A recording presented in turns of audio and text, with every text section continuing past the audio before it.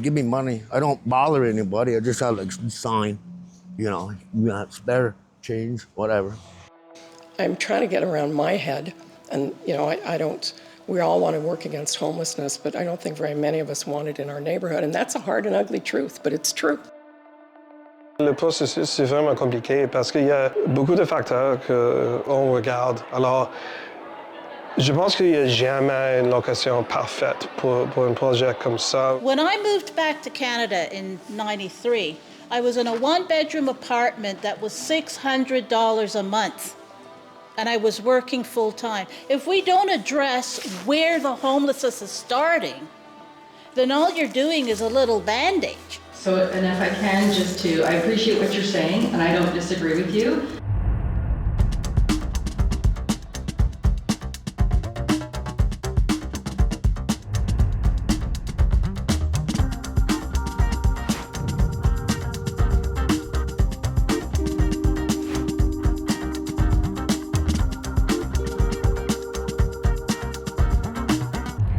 L'itinérance à Cornwall est une réalité omniprésente, une réalité qui frappe toujours aussi fort que l'hiver canadien. C'est pourquoi la municipalité envisage des projets de maisons de transition consistant en des sites d'unités préfabriquées pour accueillir les sans-domicile et leur donner une chance de réinsertion.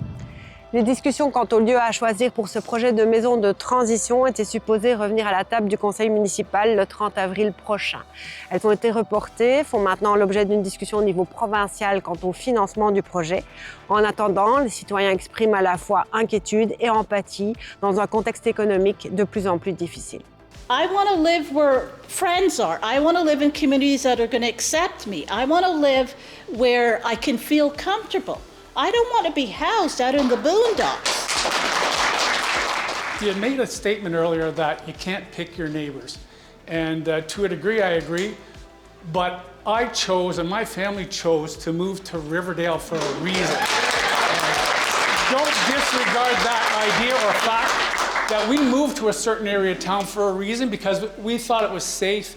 A location needs to be decided on. We need to do something to support the transition into more permanent housing. As one person who will have to vote on this decision, what is more helpful to me is to know what location you prefer. Every location so far, every town hall or every open house we've been to, there's been opposition, that's clear. So I know that there's opposition across the board. I think the councillors, administration want to know where most of the support is. So that's going to be more helpful to me. There's people there that probably have children. And we all know there is some narcotics going to be in this new development. How can you keep these kids safe?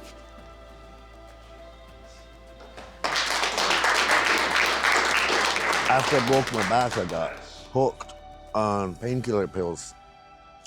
And I was getting sick of it. I was spending up to like $200 a day. Broke all the time. So I ended up like renting a cheap room. And I eventually moved out of there. But anyway, sorry, I got off track there. I joined the methadone clinic to get off, kick the painkiller habit. But I was still, at the time, I was still drinking periodically. Sorry, and it's been good. I like the methadone clinic. I think it's been about 5 years now. I ended up just really hard to live here on a small amount income, you know, like what I didn't like was the system, ODSP, they wouldn't accept me. I said, I broke my back, I got history at the hospital. I said, what's the deal? How come I can't get ODSP? No, they gave me a run around for a while. I was told that it's hard to get on ODSP. So anyways, I got on regular welfare, which is like $730 a month. And I ended up renting a room, which was $500 a month, which is pretty good. But, you know, I'm feeding myself. How can you stay positive? I have friends. I try to get out and see my friends just to visit, just to get out. Like some people like isolate themselves, and I think that leads to like depression. I don't know. All I do is I try to be a people person. Le processus, c'est vraiment compliqué parce qu'il y a beaucoup de facteurs que faut faire ce qu'on regarde. Alors, je pense qu'il n'y a jamais une location parfaite pour un projet comme ça ou n'importe quel projet.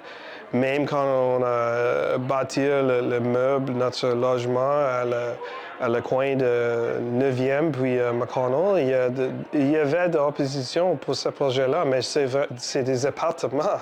C'est pas la même chose que les cabanes micro, on peut dire.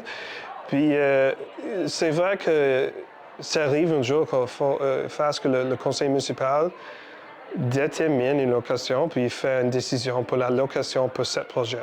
C'est pourquoi nous avons engagé le public pendant 3 sessions publiques. C'est aussi pourquoi nous avons notre questionnaire sur notre site web.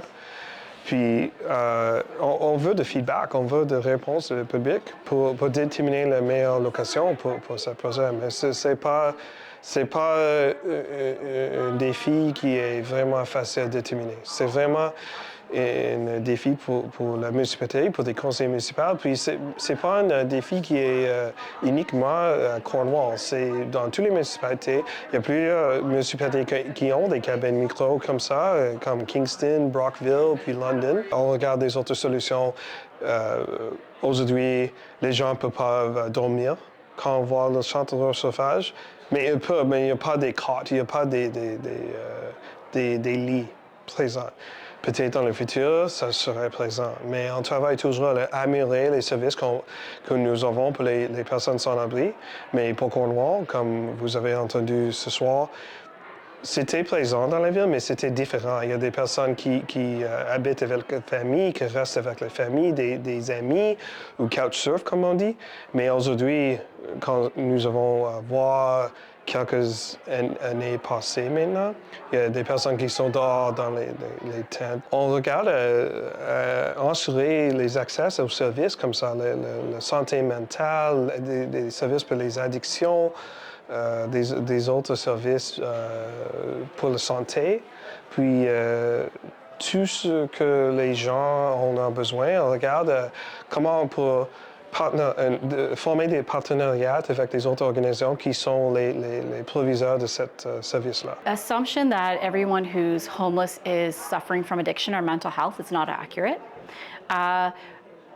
Many of the folks within our community are struggling with mental health, right? It's as I said tonight, that something like 50% of people will experience a mental illness after 40. So this is just a reality, I think, of being alive and experiencing life, right?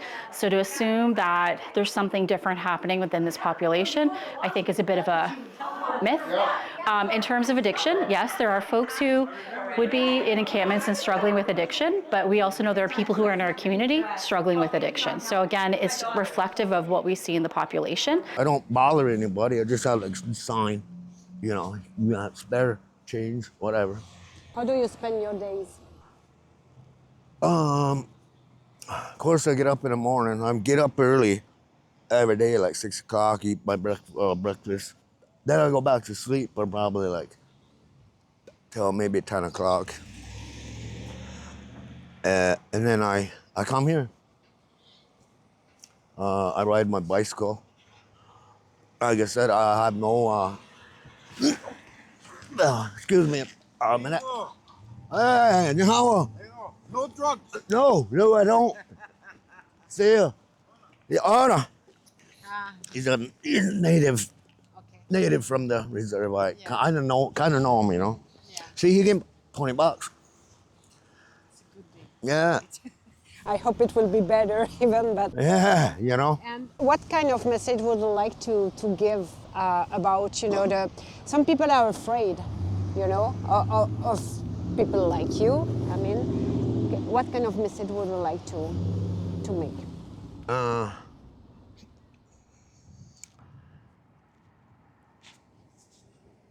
It's pretty hard to say, to be honest. All I can say is like, be positive. You know, don't get down on yourself too hard, because that's how people get into the drugs, drinking, you know, this and that. I was upset for a while. Like I had mentioned, I got divorced, and it messed with my head, right? But it was a good thing that two of my kids wanted to stay home with me. Mom took the baby and left. So yeah, that was pretty hard on me. But anyways, I became, I was homeless for about two weeks, like 6-7 years ago. And I was going to eat at the Agape, which is a good thing to have here, the Agape. And then they got the Trinity Church on, and certain mornings, 3 times a week, something like that. 3-4 times maybe. I see a lot of people in tents. I feel bad for the, you know, like sometimes it's cold. I think I'm very lucky that the manor took me in, accepted me, you know, like I say, they feed us. But like I said, I don't get hardly any money in the end, you know, like 80 bucks, you know, it's And you said that you are sick now? You are sick? yeah, I got pancreatitis is the name for it. Je pense que tous les gens qui ont commenté sur le projet sont agréables qu'on fait un projet, mais c'est une question de location. Tout le monde comprend que nous avons un problème, mais c'est pas justement ici à Cornwall, c'est partout dans le Canada. A lot of people like me, I find. And I don't really have anything, you know? People are aware that the cost of living is, you know, difficult anyway. That's the main thing, yeah. The cost of living is crazy here. I don't know how it is everywhere, but I was never homeless until I actually came here, you know? Like I said, I raised my 2 kids by myself, and I think of it like, well, I did my job's done. I raised my kids. They're successful. So I just live one day at a time, like, you know.